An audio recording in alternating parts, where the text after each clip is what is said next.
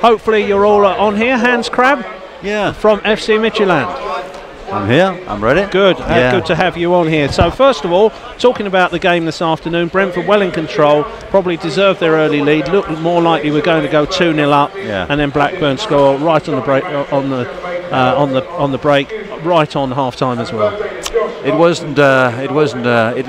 not the right result for the first 45 minutes. I think Brentford they perhaps had 70% of the play, and it was fairly easy for Brentford to play between the lines in the Blackburn defence. But they didn't get the second goal that might have killed the match off, so now it's wide open again. Absolutely, be a good second 45 minutes. Brentford doing most of the domination in the midfield, as we thought would happen here, moving the ball a little bit quicker, but it looked like there will be probably more goals in the second half. We hope so. Now we're going to here to talk really about the link up with Brentford, and of course Matthew Benham getting involved in FC Midtjylland. You're having an excellent season yourself. You're now on the seasonal break you have each year, not playing till the end of January.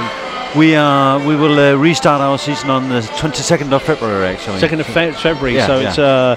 It's that is a long break. I thought the game was. I thought there was a game at the end of January myself. So it's traditional. You have is in about a 10-week break. Yeah. About a 10-week break. Yeah, we have a 10-week break. The players are on their Christmas holiday now, and they will resume training on the 5th of January. And you've had 17 games so far, and you're 8 points clear in the Super League. Yeah, that's right. Yeah. That's a pretty good place to be.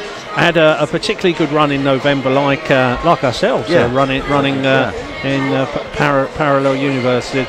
An excellent November here for us, but you've had the Brentford officials over very recently, about 2.5 weeks ago, and I know they enjoyed your hospitality there. For those who don't know, Midtjylland was a merger of two clubs in 1999. That's right. And you are actually the first team that's the non-English team that has ever beaten Manchester City in a European event. We won by 1 goal to nil. You were there at that one? I was there, City of Manchester. Yeah, it was fantastic, and we were holding them at 0-0 at home in the return match, and they equalised on an own goal 1 minute from the end. When it went to extra time, and they went to penalties, and then we lost on penalties. Yeah, that's the sort of thing that would happen to Brentford in times gone by. Hopefully, we've come across that that now. But you've got also a link up with a Nigerian club as well, Adedi? FC Ebede. Ebede, yeah. And you've been known for bringing on several players. Winston Reid, possibly the best known. Yeah, Winston Reid and Simon Kjær, who plays for Lille at the moment. Simon Kjær, national player for Denmark. And Victor Fisher as well. Victor Fisher at Ajax. Unfortunately, he's injured at the moment, but he's one of our guys. Yeah. And you've, I understand from one of the fans just doing some research on this that Matthew Benham is known as Mr. Big Data. Which Denmark. I can understand in Denmark, because he is the stats man. He has stats at the end of these figure tips, and obviously done his homework on Midtjylland as a team that brings on youth players. Hasn't possibly had the finance in the past to keep these, but you find it's been very, very useful for your own development, how the club can go forward. Yeah, the link with Matthew Benham, you mean? Yeah. First of all, he secured our club. Despite our sporting success during the recent years, we've had financial problems. The crisis in Europe hit Danish club football very hard, and we have been struggling financially for a number of years. Actually, been through a very hard turnaround, and it's not too much to say that Matthew Benham secured our club, and he's seen to it that we have a job in 1 year's time, in 5 years' time.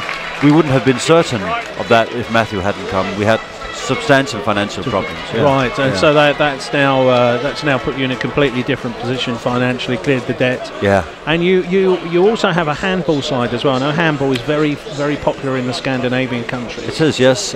We are separate companies though, but we share the same logo, and we are under the same construction, you might say. But there are two different kinds of sports organizations. Yeah. Scandinavian football, of course, in 10-15 years gone by, Hans, was a big feeder for English football as well. It's been threatened, it seems, in its way by the African nations, where a lot of teams seem to be turning to Africa, particularly in the Premiership. We've seen teams like Newcastle do well. A lot of players coming from there, and also the French clubs as well. Yeah, that's right. How much has it affected these Scandinavian clubs, particularly in Denmark? I think most of our players nowadays go to the Low Countries, Holland, Belgium, and France as well. A number of our players this summer shifted to French clubs. So I think that's. I think that the standards in the Premier League are so high now that the clubs in the Premier League, they go for top players, and a lot of players from the Danish league, they are talents who are not fully developed yet. So in a couple of years' time, they in perhaps the Bundesliga or in French football, they are good enough for the Premier League. But it's very seldom that you pick a player from the Danish Super League who can walk directly into a Premier League side. That's difficult for them. So you're in a very good position to win the Danish league at the moment. Yeah. Would that qualify you straight to go in the Champions League next year, or into the Champions League playoffs? No, we have to. No matter what we do, if we become champions in Denmark, we'll have to go through the playoffs. Yeah. Through the playoffs, because of the seeding system. Yeah, that's right. It's great to be involved. I understand, speaking to Alan, our stadium manager, before the game today, was saying how hospitable you were and how much he enjoyed it there, and how impressive your new stadium is. It's a very, very good stadium. The capacity is around Griffin Park. It's more or less the same, but we have a new main stand. It's only 10 years old, who's designed for having. When we play at home, we have 1,000 people eating there in different lounges. So there's a lot of possibilities for us to make business on home matches with the hospitality and the sponsors.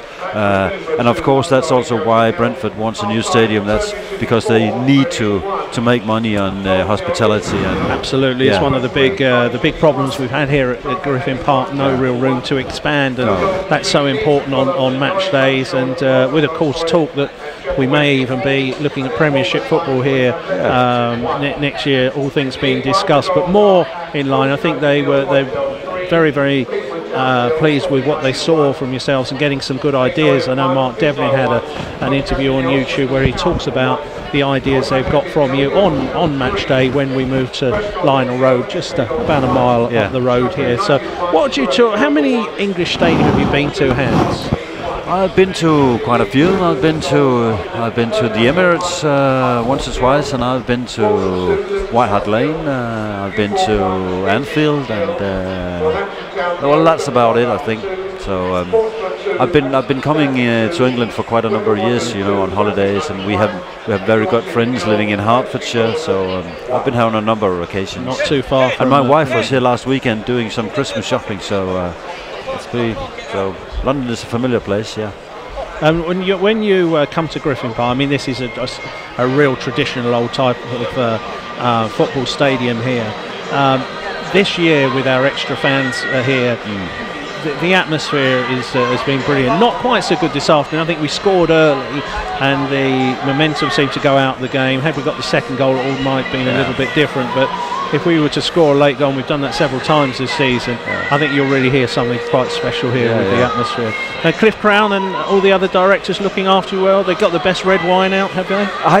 They have been taking very good care of us, and it's very nice to be here. We live just up the road on the Novotel, and they are very kind. And yesterday we had a tour of the stadium with Mr. Cliff Crown, and we saw the Smart Odds where Mr. Benham's business. We visited Smart Odds, and went to the fan shop as well and did some shopping. And what we envy you the most, though, is the atmosphere before the match, with all the people in the streets, and the pubs and all the activities around. That's amazing, and we don't have that in Denmark the way you have it. Well, it is quite unique here. We are the only football ground, as far as we know, in the world with a pub on each side of the ground, and that's something a lot of away fans love when they come here. They can drink safely in at least one of the pubs here and experience that. And I know fans who are a little bit concerned that from other clubs. Now we're in the Championship. The one ground I've not been to is Brentford. I have to go to that. Yeah. It is a legendary type of ground, but obviously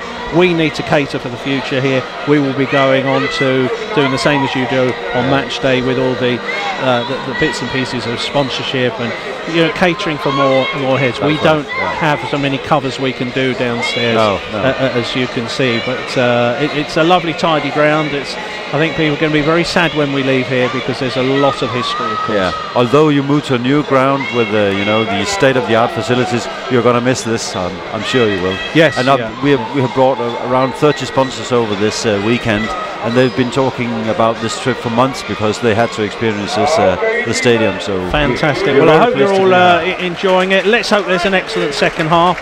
Thanks very much for coming up and giving us your time this afternoon. Thanks for speaking to me. Yeah. And let's hope we're going on. Give us a final prediction on the score this afternoon. Well, we've made a sweepstake around the sponsors, and I have my result is 3-1 for Brentford. So let's go for that. We'll take that. We'll be happy with it. Thank you very much. Thank you, Hans. That's Hans Crabbe of FC Midtjylland. 30 of the sponsors and directors over here this afternoon from Denmark.